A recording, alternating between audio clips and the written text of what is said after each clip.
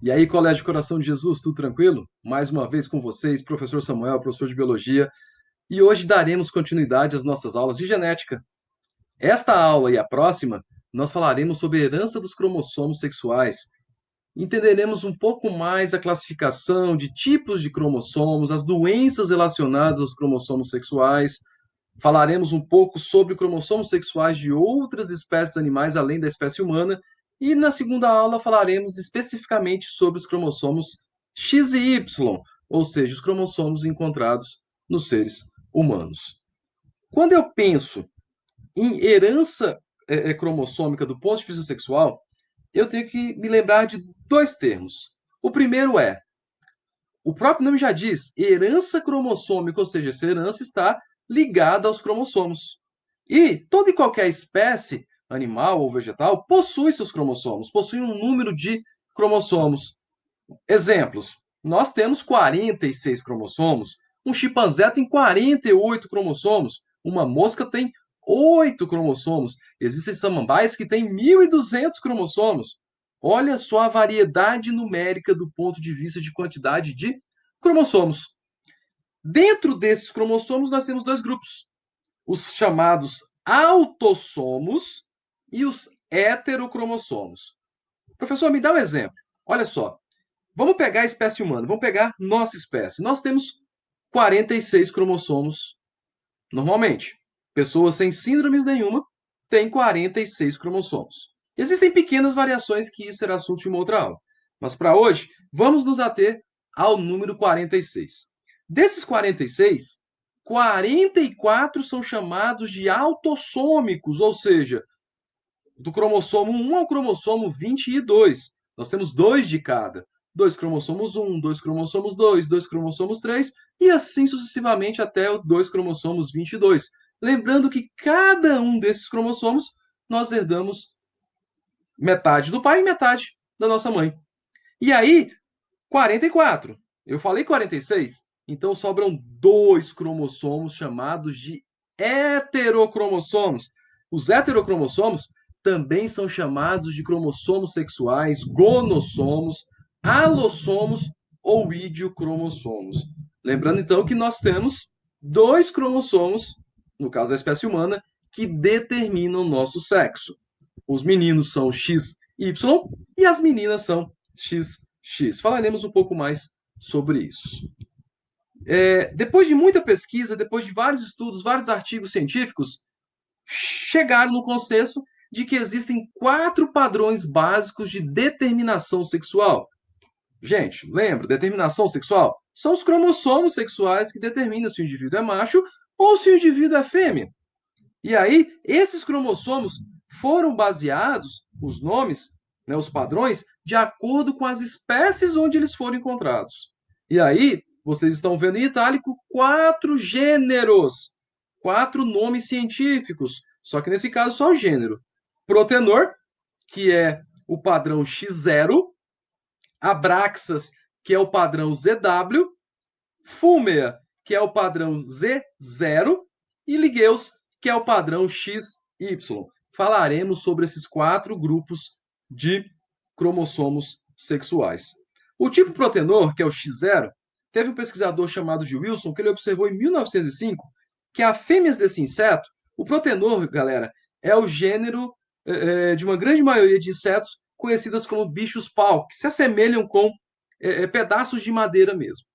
E aí ele percebeu que as fêmeas tinham 14 cromossomos em suas células somáticas, só que os machos só apresentavam 13. E não foi só um indivíduo. Ele percebeu que não era uma falha, era uma regra. Praticamente todos os machos apresentavam 13 cromossomos, enquanto as fêmeas apresentavam 14. Olha só que interessante. Então, qual foi a conclusão do Wilson? Ele chegou à conclusão que, olha o bicho-pau aí, né? Que no macho havia 6 pares de cromossomos homólogos, ou seja, os autossômicos. 6 vezes 2, 12. E mais um cromossomo destituído de seu par, também chamado de cromossomo acessório. Ou seja, o cromossomo sexual era sozinho. Então, o que, que o macho tinha? O macho tinha X, e como ele não tinha nada, foi denominado X0. Se o macho é X0, automaticamente a fêmea desse grupo protenor, desse tipo protenor, é XX. Olha esta imagem, né? Genitores, lembrando os símbolos, né? A setinha para cima, o escudo de Apolo, significa masculino. E do outro lado, o espelho de Afrodite, né? A cruz para baixo, o símbolo feminino. Os genitores, então, olha só, 12 autossomos mais X0. A fêmea, 12 autossomos mais XX. Quais são os gametas que o macho produz?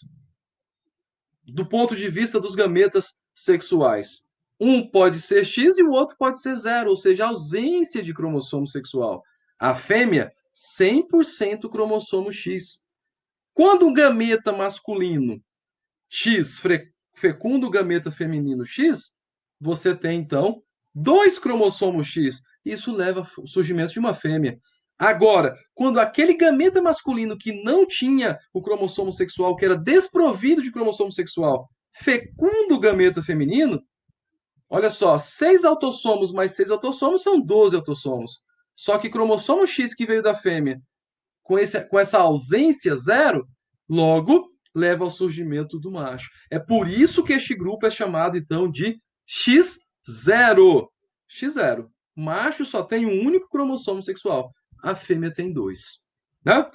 Esse grupo é encontrado em diferentes ordens de insetos. Libélulas, barbeiros, percevejos, gafanhotos e os bicho-pau, que deram, inclusive, o nome a esse tipo de determinação cromossômica sexual. O tipo Abraxas é o ZW. Inicialmente foi encontrado em borboletas desse gênero Abraxas. Hoje sabe-se que ele é presente em peixes, na maioria das aves, em alguns insetos. Esse é o exemplo da borboletazinha, da mariposazinha Abraxas. E aí, nesse caso, olha que interessante, os machos apresentam 18 cromossomos, sendo 2 cromossomos sexuais iguais, chamado de ZZ. Quando se tem 2 cromossomos sexuais iguais, isso é chamado de homogamético. Só que as fêmeas têm 2 cromossomos sexuais diferentes. Então, elas são chamadas de heterogaméticas. No caso desse tipo de herança sexual, eu tenho que pensar, então, olha só, ZW são 2 cromossomos diferentes. Heterogamético, no caso do macho. ZZ, homogamético. Homo é igual, galera. Ou seja, cromossomos iguais. Hétero, diferente, cromossomos diferentes. Da mesma forma, vamos analisar uma figura semelhante à figura lá do protenor. Neste caso, a fêmea, então, tem 16 cromossomos autossômicos, da mesma forma que o macho. Só que ela é ZW, significa que ela é heterogamética. O macho já tem ZZ, ou seja, 2 cromossomos idênticos, então ele é homogamético. Que tipo de gameta que o macho produz? 100%, 8 autossômicos mais 1 cromossomo Z. E a fêmea? A fêmea já produz 50% de gametas com 8 autossômicos e 1 cromossomo Z, mais 50% de gametas que possuirão 8 autossômicos mais um cromossomo W. E aí o cruzamento, dependendo do cruzamento com gameta masculino, eu vou ter machos ou fêmeas. Gameta Z mais gameta Z, indivíduo ZZ, macho, homogamético. Gameta W com gameta Z, fêmea, ZW, indivíduo heterogamético. O outro tipo é o tipo Fumé, que é encontrado em lepidópteros do gênero Fumé. Lepidópteros é o grupo da borboleta e da mariposa. Né? Foi encontrado em outros insetos, foi encontrado em alguns répteis. Olha o exemplozinho da Fumeia aí, uma mariposa. Olha só o detalhe desta antena dela para percepção do ambiente. Bem interessante este grupo. Então, no tipo Fumeia, que é chamado de Z0, os machos são homogaméticos. Lembra do conceito? O homogamético é aquele indivíduo que tem 2 cromossomos sexuais iguais, no caso ZZ, enquanto as fêmeas só tinham um único cromossomo sexual, Z0, heterogamética, né? Mesmo na ausência, pode ser considerado então a fêmea como enquanto heterogamética. Mais uma vez uma imagem que mostra o cruzamento. Então a fêmea, nesse caso é Z0, heterogamética, e o macho ZZ, homogamético. Olha só os gametas que a fêmea produz. Um com cromossomo sexual e o outro sem nenhum cromossomo sexual. Esses dois gametas, quando fecundados pelo gameta masculino, vão me propiciar o surgimento de machos ou fêmeas. Se o gameta masculino fecunda o gameta feminino Z, eu tenho machos. Se o gameta masculino Z fecunda o gameta sem cromossomo sexual, eu vou ter fêmeas. Prestem bastante atenção nesses cruzamentos para entender como é que funciona, então, a determinação sexual desses grupos. E, por último, o tipo Ligueus. O tipo Ligueus é o XY. Inicialmente, ele foi evidenciado em percevejos. É encontrado em vertebrados, é o nosso tipo de determinação sexual. Nossa determinação, nossos cromossomos sexuais são o X e o Y. E foi também encontrado em insetos do gênero Drosophila, que é o gênero das moscas das frutas. Esse é um percevejo, bastante comum, né? Que esse é o Ligueus. E aí o que acontece? Neste caso, as fêmeas são homogaméticas. Então, vocês, meninas, do ponto de vista da herança cromossômica sexual, vocês são homogaméticas porque vocês só produzem um único tipo de gameta, que é o gameta X. Já os meninos são heterogaméticos, porque nós produzimos dois cromossomos, cromossomo X e cromossomo Y, do ponto de vista sexual. Olha esta imagem que mostra o cruzamento. Então, neste caso, quem é que determina o sexo? Quem determina o sexo é quem produz os gametas diferentes. Neste caso aqui, é o homem. O homem, ele produz dois gametas. Um que tem um cromossomo X e o outro que tem um cromossomo Y. E aí, dependendo do gameta que fecundar os gametas femininos, nós teremos ou homens ou mulheres. Prestem bastante atenção nesse tipo de cruzamento, que isso é bem cobrado em questões de Enem. E aí tem um caso à parte nas abelhas. As abelhas são um grupo bem interessante, além da importância delas do ponto de vista da polinização, ou seja, de fecundar as flores e com isso possibilitar a produção de frutas, enfim, elas são grandes parceiras das angiospermas nessa questão. A determinação sexual delas é diferente. Ao mesmo tempo é chamada de haploide e diploide. Professor, lembra para mim aí os conceitos haploide e diploide. Galera, haploide é a metade do conjunto cromossômico. Ou seja, os nossos gametas são haploides. Nossos gametas só têm 23 cromossomos. E o diploide, professor? Diploide já são dois conjuntos cromossômicos. Dois conjuntos. Ou seja, 23 do pai mais 23 da mãe, fecundação, surge o zigoto diploide. No caso das abelhas, as fêmeas 100% são diploides e os machos são haploides. Isso é um processo chamado de partenogênese. Olha esta imagem. A partir da abelha rainha, então, 2N, diploide, pelo processo de oogênese ou ovulogênese, ela produz os óvulos. Os óvulos são haploide. Lembra do processo de meiose? Uma célula, 2N, produz 4 células N. E aí tem dois caminhos para esse óvulo. Se ela quiser produzir machos, se ela quiser produzir zangões, simplesmente ela induz o óvulo dela, hormonalmente, a se transformar em um zangão. Ou seja, esse é o processo de partenogênese. A partir do zangão, o que eu tenho? O zangão, então, vai produzir espermatozoides. Só o detalhe, ele é N o zangão. Ele não pode fazer meiose. Então, ele produz os seus gametas por mitose. Uma célula produz duas idênticas com a mesma quantidade de cromossomos sexuais. Olha que interessante, não. O zangão, por mitose, produz gametas também N. Se o espermatozoide N fecunda o óvulo N, você tem um zigoto 2N, esse zigoto forma a larva, e a larva, então, vai se transformar na operária.